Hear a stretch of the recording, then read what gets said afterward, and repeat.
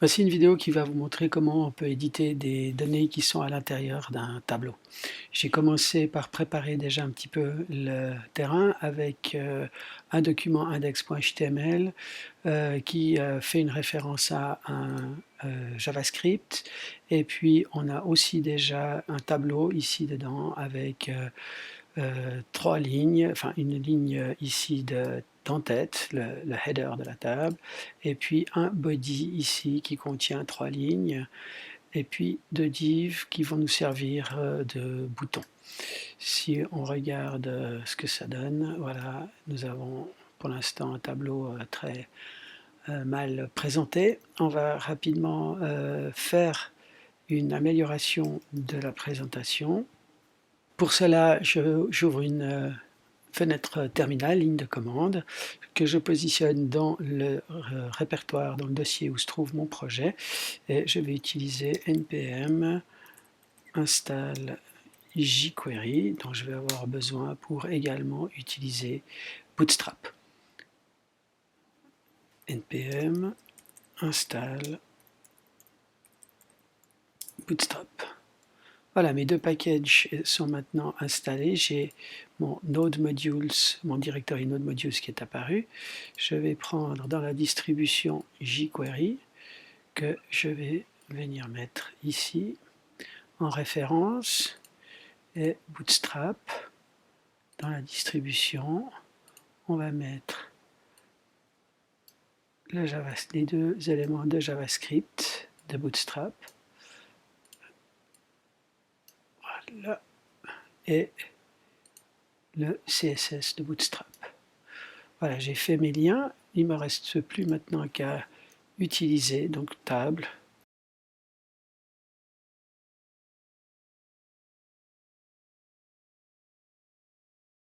Regardons, voilà, elle prend déjà tout de suite une apparence beaucoup plus sympathique. Je vais peut-être éviter qu'elle prenne toute la largeur pour qu'on en voie les bords. On va dire qu'elle prendra que la moitié de la largeur.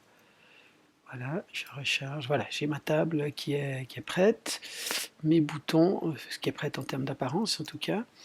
Mes boutons, je vais également leur donner un look plus sympathique. Les boutons sont là, bien sûr pour l'instant il se passe rien du tout ou presque. C'est-à-dire que si je vais regarder mon JavaScript, que j'ai déjà également préparé, après le chargement du document, du DOM, nous allons appeler la fonction init pour avoir deux gestionnaires d'événements. Un lorsqu'on cliquera sur cmd-edit pour appeler la fonction edit qui est ici, et l'autre pour lorsque l'on clique sur le bouton save que l'on appelle la fonction save qui se trouve ici. Pour l'instant ces deux fonctions ne font que afficher quelque chose dans la console. On va aller les voir ici dans ma console. Voilà, edit save, edit save, edit save, etc.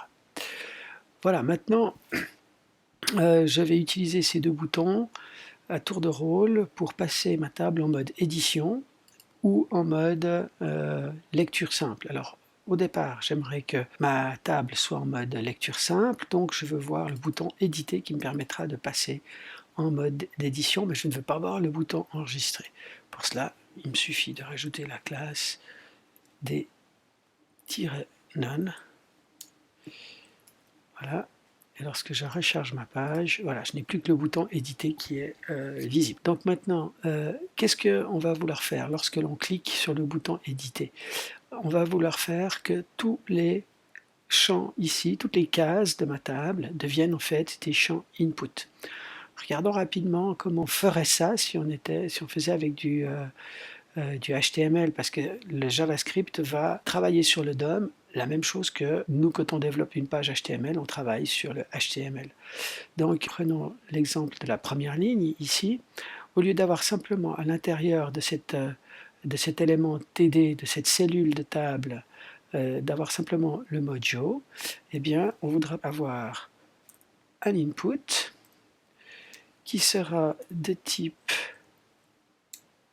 texte, dont la valeur sera Joe. Et puis je vais faire pareil pour le deuxième. Si je regarde ma page maintenant, hein, encore une fois, c'est juste on est en train juste d'essayer de réfléchir à ce qu'on va faire avec le JavaScript. On aimerait passer que tous les champs qui sont ici simplement en lecture, qui deviennent des champs input comme ceci, ici. Hein, donc cette transformation que j'ai faite dans le HTML, ici, on va la faire avec le JavaScript. Créer un élément input de type texte dont la valeur est Dalton et mettre ceci à l'intérieur de la balise TD. Donc je reviens ici comme ça. Ça, c'est ma situation de départ. Dans mon script, donc, lorsque l'on va cliquer sur le bouton Edit, alors, ce que l'on va devoir faire, c'est parcourir chacune des lignes, on va le mettre correctement, voilà, chacune des lignes de la table. Pour chacune des lignes, on va parcourir chacune des colonnes et aller ainsi modifier chaque cellule l'une après l'autre. Donc nous avons affaire ici à une structure for, bien entendu. La première chose à faire, c'est d'aller récupérer toutes les lignes. Les lignes, on voit, elles se situent dans le body de la table. J'ai déjà placé un ID ici qui est tbl people. Donc je vais dire ici, je vais dire que ma variable table sera égale à tbl people.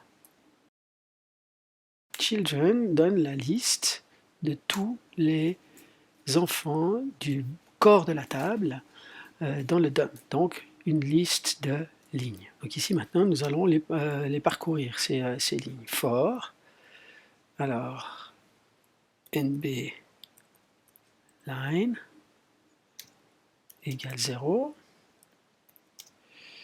Tant que nbline est plus petit que tblpeople.children.length, point virgule, nbline plus. Une boucle for ici qui va parcourir chacune des lignes de mon tableau. On va faire tout de suite un test. Hein. Je vais prendre une variable row qui est égale à tbl people.children. Donc on va prendre la ligne qui se situe à l'index nbline. On va faire un petit test ici en mettant du coup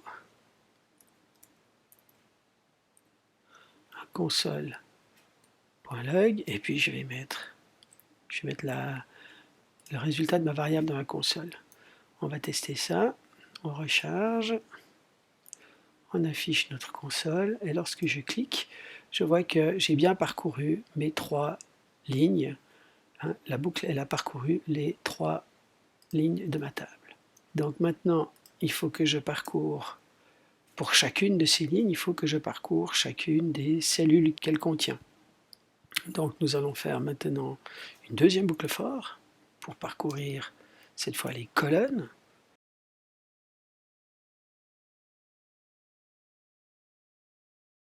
Voilà, et là, qu'est-ce qu'on va faire ici? On va dire que ma cellule, ce sera égal à row.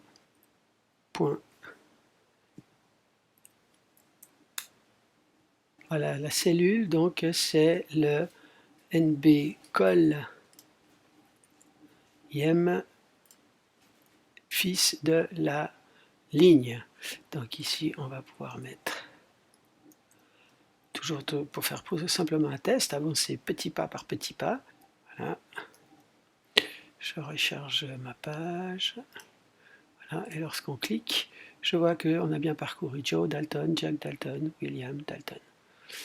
Voilà, donc on parcourt bien toute notre table. Maintenant, on ne va pas uniquement afficher le contenu de ces cellules. C'est là que l'on va opérer la transformation. Donc pour faire cette transformation, nous allons devoir créer un élément input.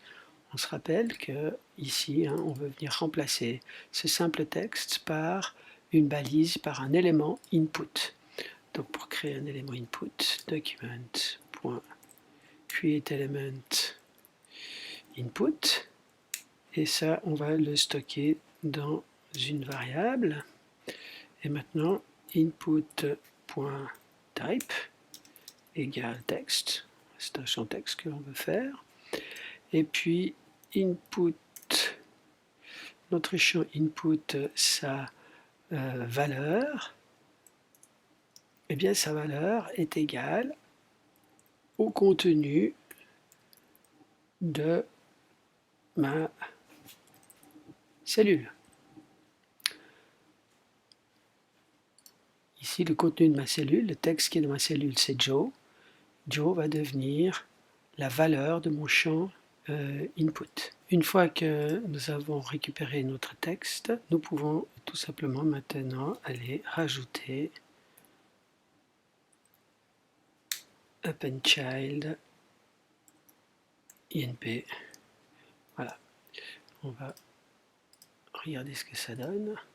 Ah, il me reste encore l'ancien texte, donc ça, en ancien texte, on va le supprimer dès qu'on a initialisé notre champ input en mettant cell.innerText égale rien du tout. Voilà. Voilà.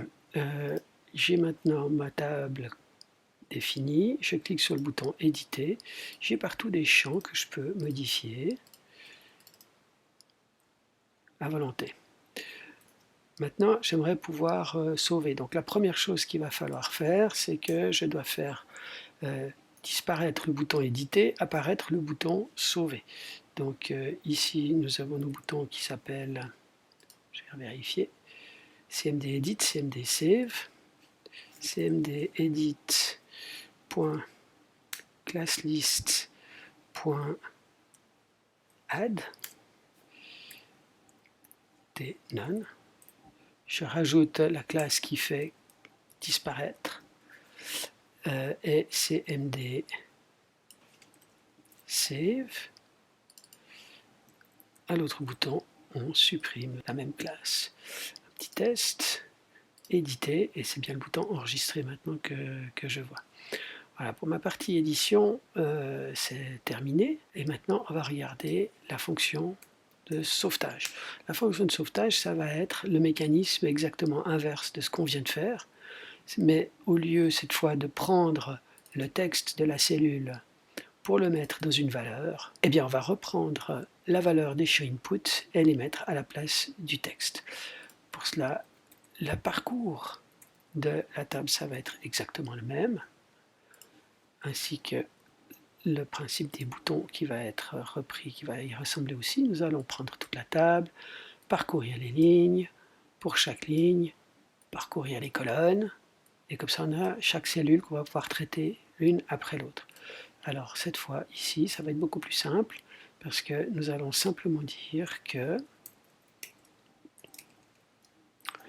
le inner text que nous avons ici, ce sera, on va prendre dans la cellule